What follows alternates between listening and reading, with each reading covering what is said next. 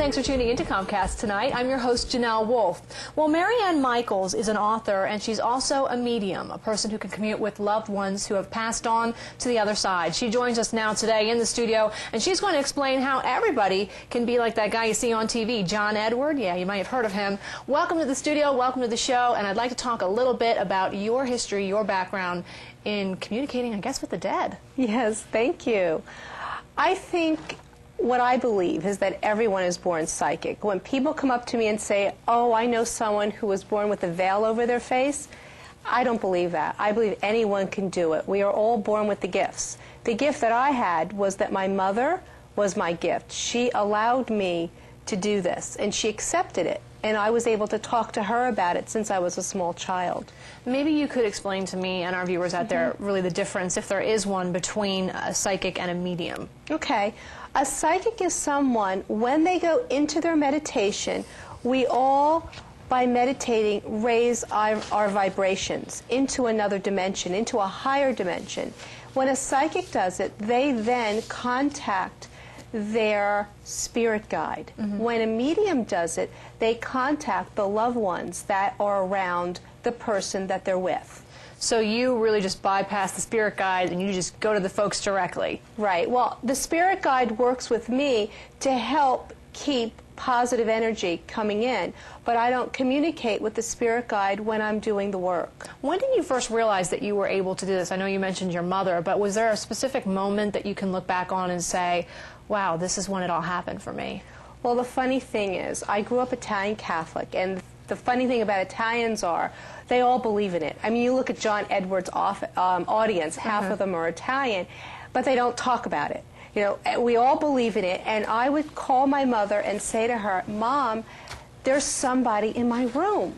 And she'd go, what did he look like? And then she'd tell me what he'd look like, and she said, oh, that's Grandpa, that's my dad. And she'd run and get the family album, and then she'd bring it upstairs, and she'd say, who do you think it is? And I'd be able to point it out to who was in my room. And that's how I learned that it was okay to talk to people who didn't have bodies anymore, who were in the spirit. Are there any particular steps that you take to kind of get yourself mentally and physically prepared to do a reading or to communicate with someone on the other side? Yes, I always pray, I bring the white light around me, and then I've worked by going into a meditative state where I'm able to raise my vibrations up high enough that I can sometimes hear them, see them, or feel them. It's always different depending on which way the spirit wants to communicate. Marianne, you mentioned that you're Italian Catholic. Have you ever come across people in the Catholic Church or just friends and family that have said, you know, this is against God's way, this isn't the Christian thing to do, this might even be kind of demonic in a way?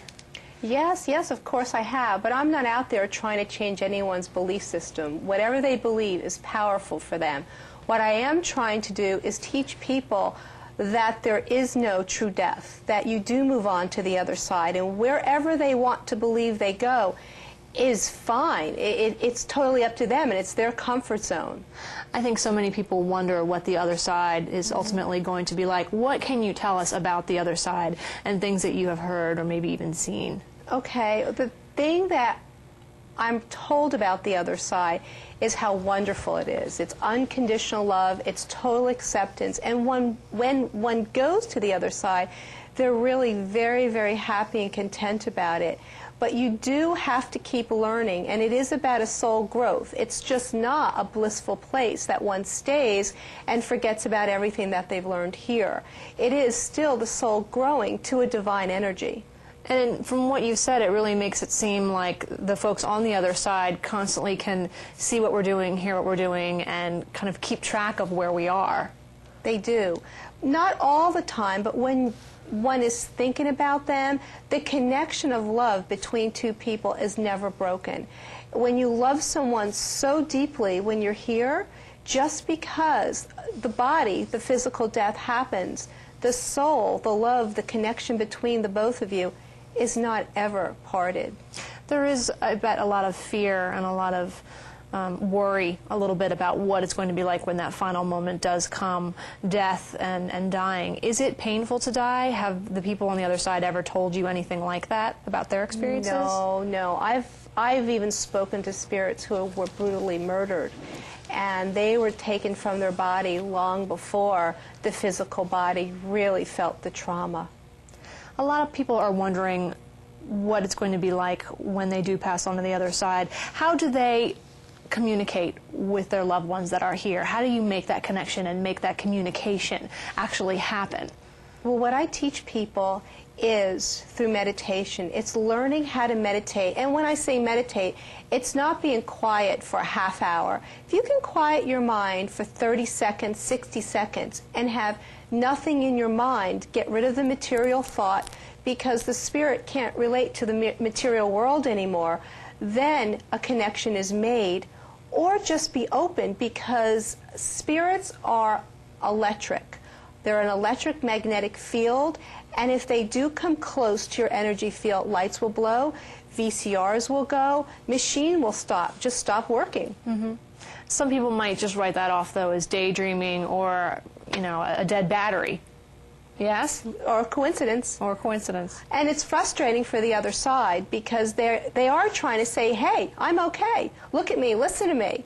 And we are so involved with our everyday worry that we don't listen or stay in the moment enough to try to connect with what's going on. All right, well, we will have more with the medium, Marianne Michaels, when we return. First, though, we want to tell you how to get in touch with us here at the station. Give us a call, area code 610-378-4664. We'll put you through. Or email us at storyideas@comcast.net. Be back in a few after this.